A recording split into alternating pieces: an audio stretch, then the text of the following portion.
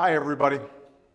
5 years ago, after the worst financial crisis in decades, we passed historic Wall Street reform to end the era of bailouts and too big to fail.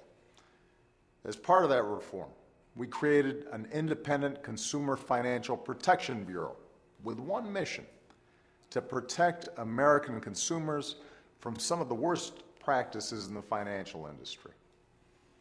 They've already put $5 billion back in the pockets of more than 15 million families.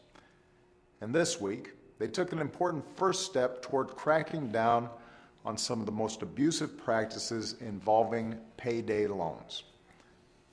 Millions of Americans take out these loans every year. In Alabama, where I visited this week, there are 4 times as many payday lending stores as there are McDonald's.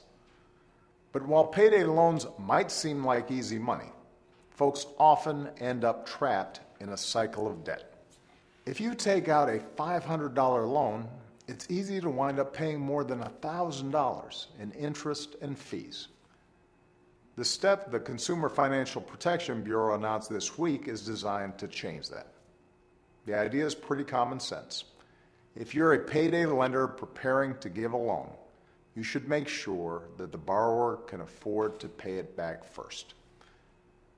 As Americans, we believe there's nothing wrong with making a profit, but there is something wrong with making that profit by trapping hardworking men and women in a vicious cycle of debt.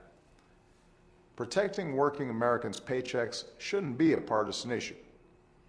But the budget Republicans unveiled last week would make it harder, not easier, to crack down on financial fraud and abuse. And this week, when Republicans rolled out their next economic idea, it had nothing to do with the middle class. It was a new, more than $250 billion tax cut for the top 1/10 of the top 1% of Americans. That would mean handing out an average tax cut of $4 million a year to just 4,000 Americans per year, and leaving the rest of the country to pay for it.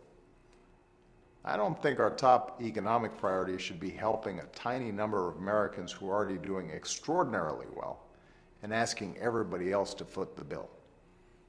I think our top priority should be helping everybody who works hard get ahead. This country does best when everyone gets their fair shot, everyone does their fair share, and everyone plays by the same set of rules. That's what middle-class economics is all about. And as long as I'm your president, that's what I'll keep on fighting to do. Thanks, and have a great weekend.